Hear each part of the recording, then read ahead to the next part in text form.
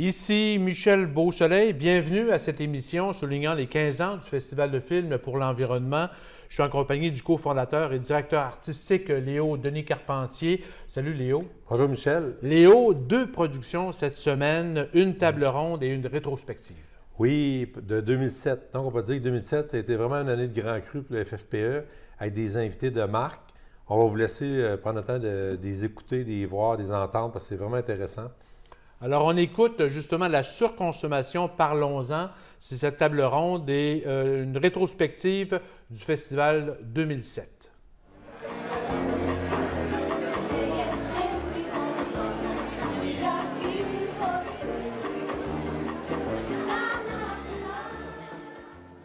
C'est une table ronde, ovale, sur la surconsommation. Et enfin, on est là ce soir pour découvrir aussi à quel point, malgré nous et souvent à notre insu, on est acteur et actant dans la surconsommation. Et j'espère aussi beaucoup de pistes de solutions. Alors, je vous présente ces gens brillants qui ont réfléchi sur la question. Catherine Marcotte, juste à côté de moi, que vous avez vu tout à l'heure, qui était dans les Compagnons du rebut global, qui est bachelière en architecture, qui est en cours de maîtrise sur la bioclimatique. Hélène Choquette, réalisatrice du film Les réfugiés de la planète bleue, qui a été diffusé la semaine dernière ou hier? C'était ce soir à Zone Libre, mais parce qu'il sera malheureusement pas au festival, parce que le film n'était pas fini quand c'était le temps de déposer les candidatures.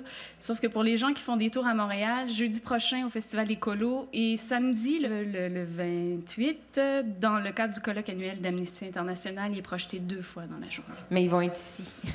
Ah non, c'est vrai. Ben, il repassera en reprise, puis vous l'écouterez. Comme j'ai la chance d'avoir vu ce film-là, je voudrais dire aux gens qui sont ici, ne manquez pas ça. C'est un film extrêmement important qui vous permet de régler des comptes avec l'histoire de l'humanité. Marc Saint-Onge, donc le producteur que vous avez bien connu un peu plus tôt, alors bien présenté, n'est-ce pas? Patricia Tulane, comédienne et auteure, qui a écrit un livre qui s'appelle « Végétarien mais pas légumes ». Alors, qui est là aussi pour nous parler de ce qui implique... En fait, on va poursuivre un peu la discussion aussi par rapport au premier film qu'on a vu, donc la surconsommation de par le fait de consommer de la viande. Francis Pronovo, un autre des compagnons, qui va nous partager son expertise sur les énergies. Et finalement, Jacques Languira, qui devra nous quitter assez tôt. Presque tout de suite, parce que l'explication est fort simple. C'est qu'il y a 3 jours de suite où on célèbre la Terre-Mère, vous comprenez? Mais c'est que demain matin, 7h30, il faut que je sois en studio pour justement parler de...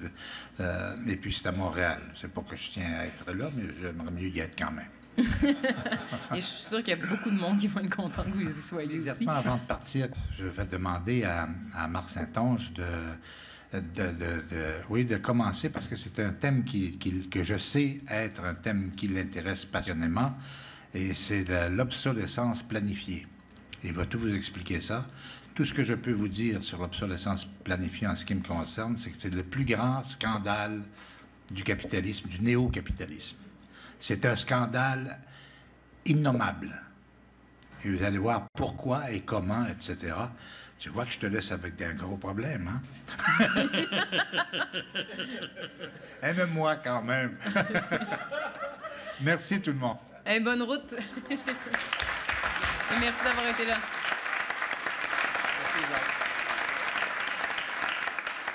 Merci Jacques, bon retour. Bye Nicole. Ce que Jacques veut en fait vous dire, et ce que moi aussi j'aimerais vous dire, c'est qu'il faut prendre conscience que la technologie, c'est pas une mauvaise chose, mais il y a une façon de l'employer, mais il y a surtout une façon de concevoir les objets.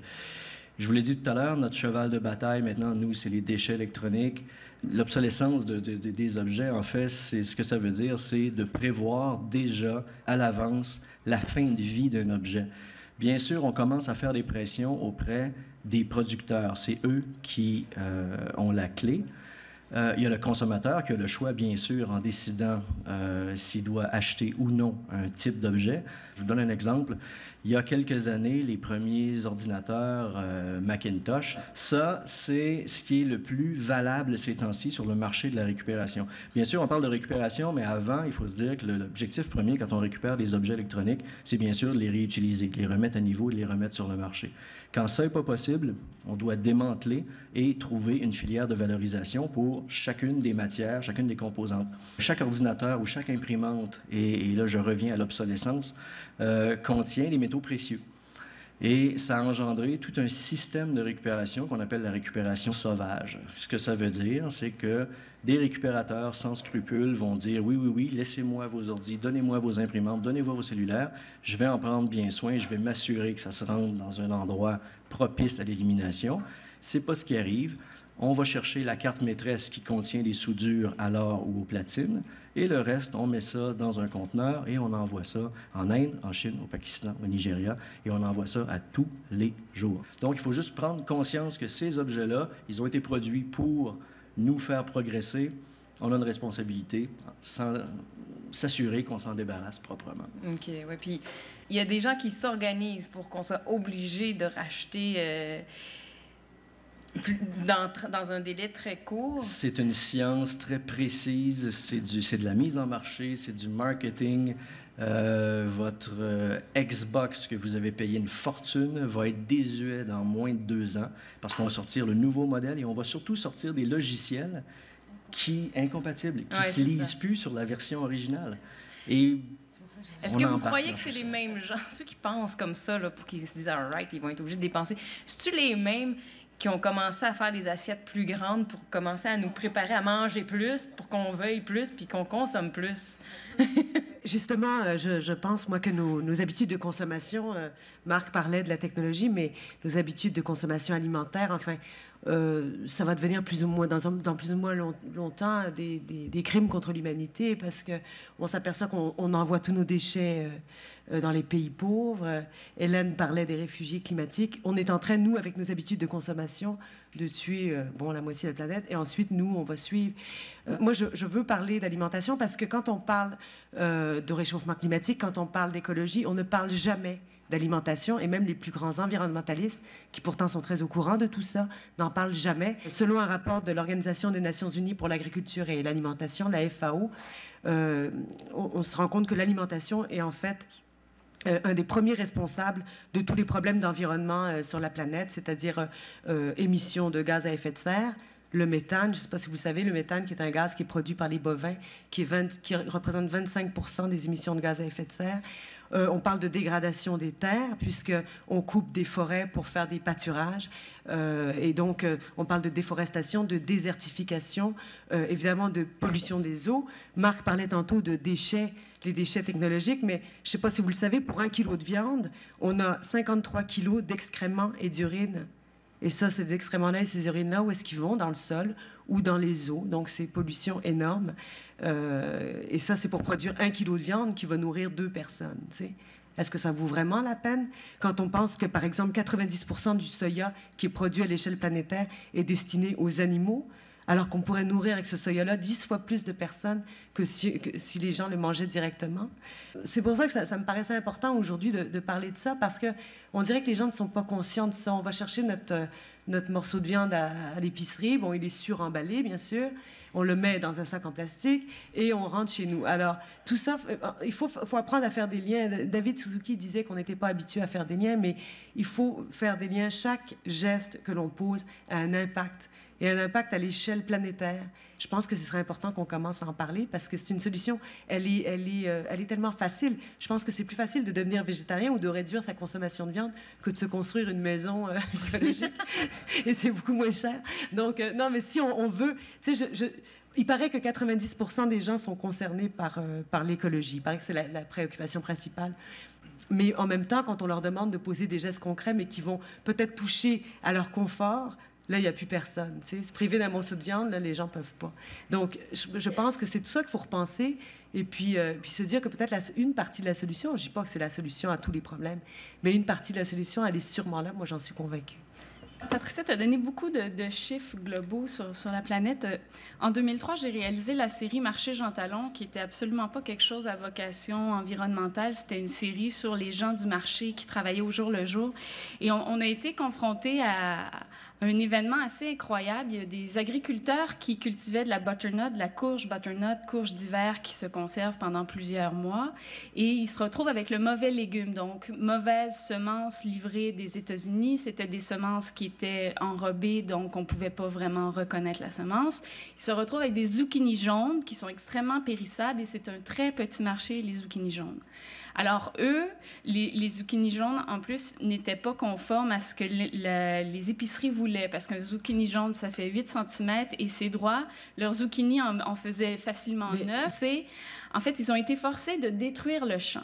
Et je vous jure que ce jour-là, j'ai versé une larme en voyant un agriculteur détruire un immense champ de zucchini jaunes parce qu'il ne correspondait pas à la forme de ce que les supermarchés décrétaient comme un zucchini propre de catégorie A, ce qu'on retrouve dans les épiceries. Ce qu'on trouve au marché Jean Talon, c'est de la catégorie B. Souvent, on va croire que c'est des légumes et des fruits qui sont moins frais, mais c'est souvent des légumes qui sont déformés. Alors moi, je me dis que quand on se met à définir un légume par sa taille, sa forme et sa couleur, on a un méchant problème. Aussi, en architecture, c'est un peu le même principe parce qu'autrefois, on se bâtissait une maison dans une vie ou 2 maisons où on prenait celle de nos parents, puis ça se diffusait comme ça. Puis maintenant, les jeunes couples ou même les personnes qui sont un peu en moyen, se construisent une maison, ils habitent 2 ans, ils la revendent, en construisent une autre. Ça participe, entre autres, à l'étalement urbain, beaucoup. Aussi à la surconsommation de matériaux, parce qu'on la veut pour demain. Alors, on ne peut pas attendre, on ne peut pas recycler, on ne peut pas déclouer nos planches, on ne peut pas prendre le temps de chercher un terrain qui correspond à ce qu'on veut. Alors, on va au plus vite puis au plus cheap aussi, parce qu'on ne veut pas dépenser. Puis c'est la même chose aussi pour la grandeur des maisons. De plus en plus, les maisons sont énormes. On veut des salles de bain d'hôtel. Pourquoi? Pour rien, juste pour avoir une espèce de luxe, comme on parlait tantôt. Si la salle de bain ne correspond pas aux standards, ça fait moins luxueux, t'as l'air plus pauvre.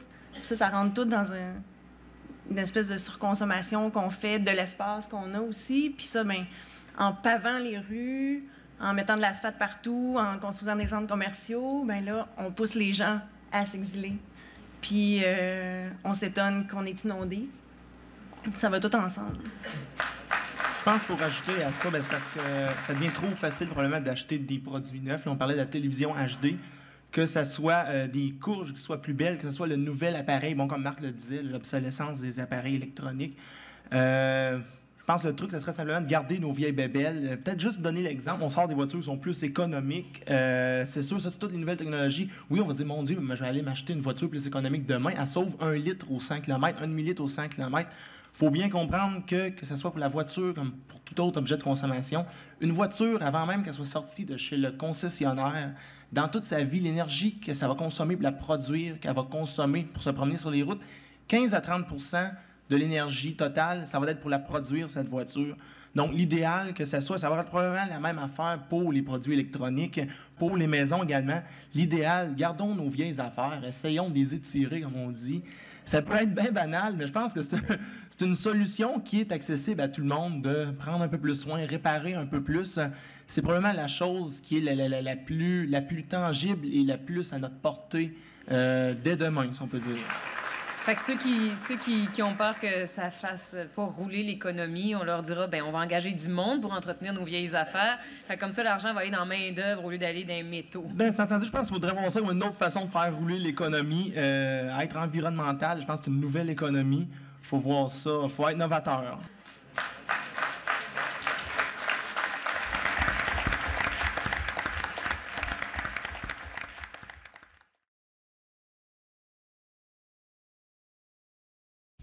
L'auberge du couvent de Saint-Casimir. Un lieu idéal pour les familles tricotées serrées, les cyclistes et tout le monde, quoi. 34 chambres uniques, des cuisines équipées, des salons et des salles de réception. Apportez votre vin, votre bière, votre porto. L'auberge du couvent, le berceau du FFPE.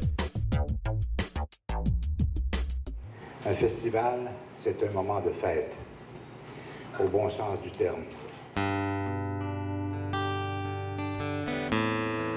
Léo Denis Carpentier et son équipe de léodonistes. Oh!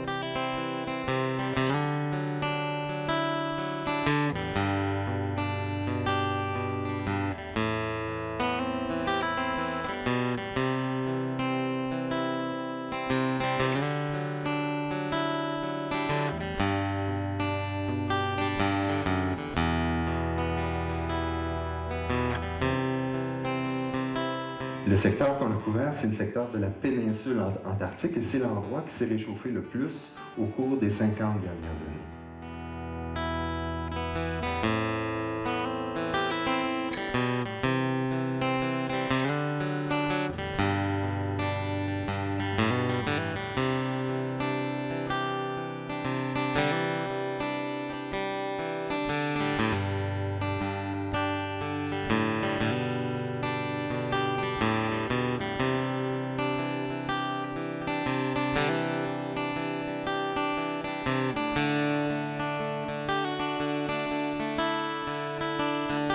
Des bonnes nouvelles aussi, c'est qu'un matin, j'ai été pour me tanker full pour m'en venir à Saint-Casimir, au dépanneur à Saint-Élie, où il y a 2 tanks à gaz. Et je ne sais pas si c'est parce que c'est le jour de la Terre, mais il y a 2 madames qui avaient reculé d'une tank à gaz en char et qui se sont sauvées. Et ils n'ont pas le numéro de plaque. Donc c'est un délit de fuite. Et il y avait une fuite d'ailleurs parce que ça sentait le fioul, la grandeur du village. Les pompiers, la police et tout. Fait que ça va de mieux en mieux. Effectivement, il y a eu un travail énorme qui a été fait. Maintenant, on en entend parler dans les médias de la cause environnementale, alors qu'avant, il fallait se battre. Il fallait vraiment là, créer des événements, un Greenpeace qui s'accroche à une tour et puis tout ça pour arriver à ne serait-ce que mettre sur la table l'enjeu de l'environnement. Aujourd'hui, au contraire, je m'en rends compte, les journalistes me téléphonent pour parler du festival. Il y a des articles qui sont parus sans que j'ai même eu à contacter ces journalistes-là. Ça, je trouve ça absolument extraordinaire et je ne m'attendais pas à ça. Je m'attendais à devoir faire un travail là, de téléphone et insister et tout ça. Hier, juste à la conférence de Jean Lemire, je veux dire, la salle était pleine. Et des fois, même si le portrait qu'on dresse dans ces conférences-là est un peu pessimiste, je demandais à Jean Lemire hier, c'est où ton espoir? Il dit, mon espoir, c'est quand les salles sont pleines comme ça, parce qu'il se dit, bien, ça veut dire que le message circule, que la conscience s'éveille.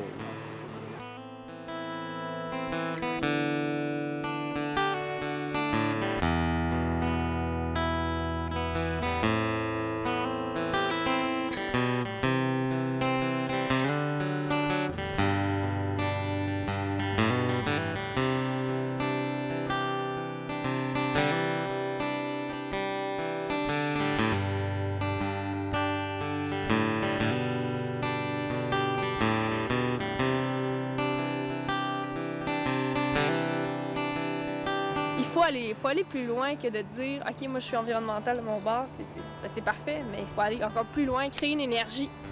Là, on change. » La prochaine étape, ce serait peut-être de conscientiser encore plus de gens, parce qu'on en parle beaucoup, mais on n'est pas nécessairement prêt à faire les efforts au quotidien, mais on n'est surtout pas prêt à payer pour ça. L'opinion publique va amener les compagnies à changer leur attitude et ils ne le feront pas par conviction. Ils vont le faire par opportunisme économique parce qu'ils vont se rendre compte que le marché se dirige vers ça, mais au moins ça va obliger des compagnies à changer leur façon, leur philosophie d'entreprise. C'est la base et c'est simple, simple, simple, mais avant d'acheter quelque chose, toujours se demander si vraiment on en a besoin. Donc, je pense que ça, c'est-à-dire d'être un acheteur, un client conscient. J'ai pas besoin de produire plus d'électricité. J'ai besoin d'arrêter d'en gaspiller. J'ai pas besoin de recycler. J'ai plus besoin de ne pas acheter 50 choses dans 50 emballages. C'est ça, moi, je pense, le geste. Des fois, là, à Noël, on s'invente des bacs avec la manne à linge ou des affaires de même parce qu'on ne fournit pas avec les bacs qu'on a. Le premier geste qu'on nous a posé comme citoyen, c'est de dire à mon épicier, moi, si tu ne mets pas d'autres choses, t'ôtes pas ces emballages-là, c'est bien de valeur, je m'en vais ailleurs. Puis je te jure, le jour où il va en avoir 50 dans la journée, ils vont lui dire ça. Il va se virer vers la gauche, il va dire, hey, fais quelque chose parce que moi, là, je perds du monde. Là. Mais ça, on n'a pas de conscience de ça, de ce pouvoir-là qu'on a. On a un pouvoir énorme. Tous les bâtiments publics, hôpital, écoles, universités qui sont bâtis avec les fonds publics, pourquoi ça irait pas de soi que tu es obligé de bâtir vert? Tu dis à tes ingénieurs, bien, écoutez, ça, c'est la contrainte qu'on se donne. De toute façon, le gouvernement pourrait dire, on finance ces édifices-là, donc on insiste pour qu'ils soient verts, puis en même temps, ça a un effet d'entraînement sur tout le secteur du bâtiment à ce moment-là. On est des maudits moutons, des fois. On n'agit pas. Pourquoi? Je sais pas, mais peut-être dû au fait qu'il a trop bombardé par de l'information erronée. Hein, si tu veux être heureux, il faut que tu jettes puis t'achètes. Faut que tu jettes puis t'achètes. En tout cas, peut-être à cause de ça, mais en tout cas... bref, c'est ça. Festival-là. L'an passé, on a remis notre premier certificat de membre honoraire. Et cette année, je dois remettre le deuxième. Le premier, c'était M. Languérand. Et cette année, je remets le deuxième à Jean.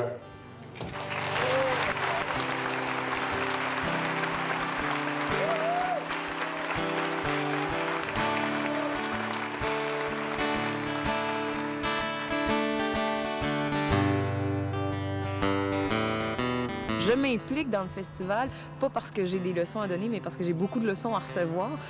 Donc ça me procure une fierté de savoir que je me rends disponible à apprendre beaucoup de choses. C'est pas une fierté comme une satisfaction de... Ça me rassure, en fait, de venir à chaque année au festival. Je rencontre des gens. En fait, c'est qu'on voit qu'on n'est pas tout seul. Puis tout seul dans notre coin, on fait juste se dire, mon Dieu, c'est ben trop gros, on y arrivera jamais. Puis quand on rencontre, à chaque année, on rencontre du monde, puis on dit, hey, il se passe des affaires. Je suis déjà venu à Saint-Casimir quelquefois pour d'autres beaux projets parce que vous avez un village où il y a des initiatives qui sont facilement jalousables pour d'autres villages. Où il y avait, entre autres, les Grégor, on était déjà venu jouer ici, une immense Saint-Jean-Baptiste qu'il y avait eu. Puis pour un petit village de même, d'avoir ça, c'est magnifique. Fait que, au départ, c'était même pas un sourcil vert, c'était un Léo Denis gris.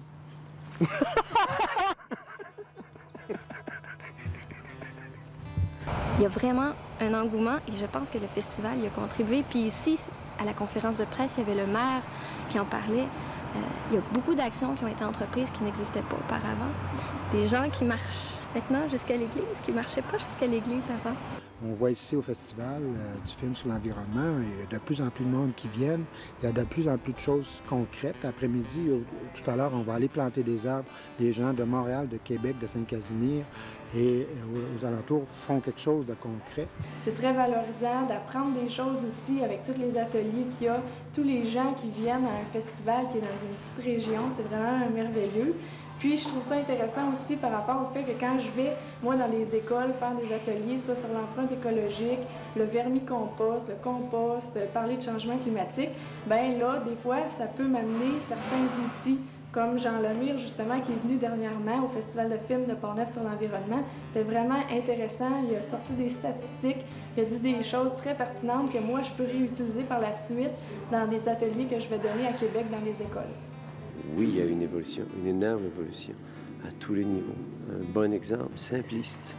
On fait le Festival de films de Portneuf sur l'environnement la première année, on a 50 personnes. Cette année, 4e année, 2 salles pleines à craquer.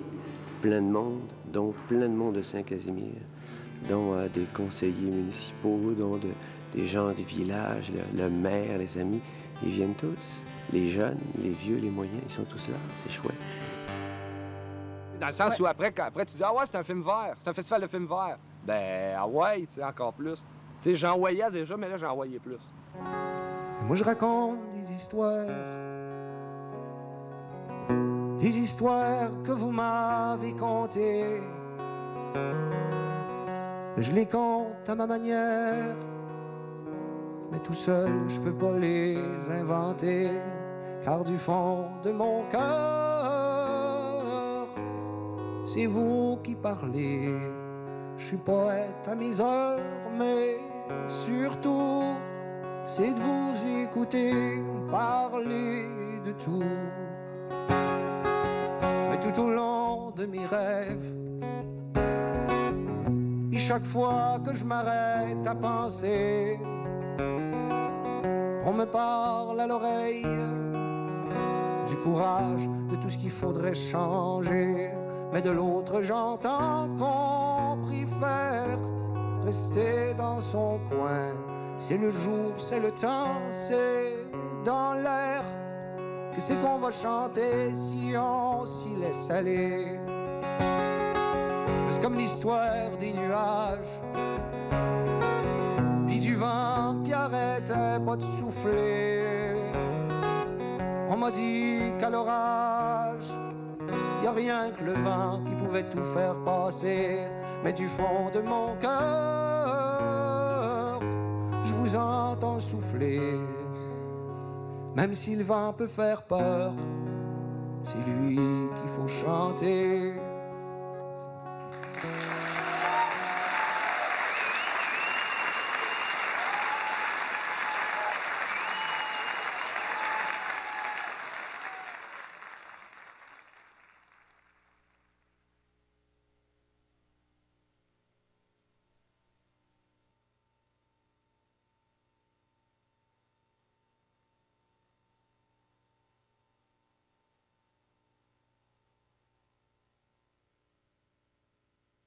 En tant que député, mon premier objectif est de faire rayonner Portneuf, une région pleine de potentiel dont nous pouvons être fiers. Collectivement, nous avons réalisé de grands projets, que ce soit en éducation, en santé ou en culture. Nous avons contribué au développement économique et social de notre région. Et l'avenir s'annonce tout aussi prometteur. Ensemble, continuons notre collaboration à ce bel essor. Bon 15e anniversaire au Festival du film pour l'environnement. En tout cas, Léo, on peut dire que plusieurs personnalités de marque ont pris part au Festival 2007. Oui, c'était une année comme ça. Je pense que ça a été une année un peu comme ça au niveau de l'environnement, parce que, tu sais, c'est une époque, là, on parlait des changements climatiques, on commençait à plus parler de ça. Et c'est sûr qu'on a eu Fred Pellerin, on a eu Frédéric Bach, dont on a fait une soirée hommage à M. Bach, on a présenté L'homme qui plantait des arbres, on a présenté La chaise, qui a gagné un Oscar. Donc, c'était quand même un peu exceptionnel. Oui, et Jean Lemire, évidemment. Oui. Et Jean Lemire, qui a été dernièrement nommé émissaire au changement climatique par le gouvernement du Québec. Et si ça vous intéresse, je peux vous faire une primeur. Oui. Alors, M. Lemire a accepté d'être notre président d'honneur pour la 15e édition, donc en avril 2018. Vous allez pouvoir venir le rencontrer 20-21 avril à l'ouverture du FFPE. OK, donc président d'honneur de... Oui, et il est membre honoraire depuis la première fois qu'il était venu au festival. Là, il est venu la première année, hein? Okay. Donc, il est revenu par après. On a vu dernièrement dans une émission un Skype avec M. Languérand. Là, lui, il était en Antarctique à l'époque. Donc, en 2007, il est venu présenter ce qui avait tourné en Antarctique, sous forme de conférence. Léo, merci beaucoup. C'est un plaisir. Alors, ça complète cette émission. À bientôt.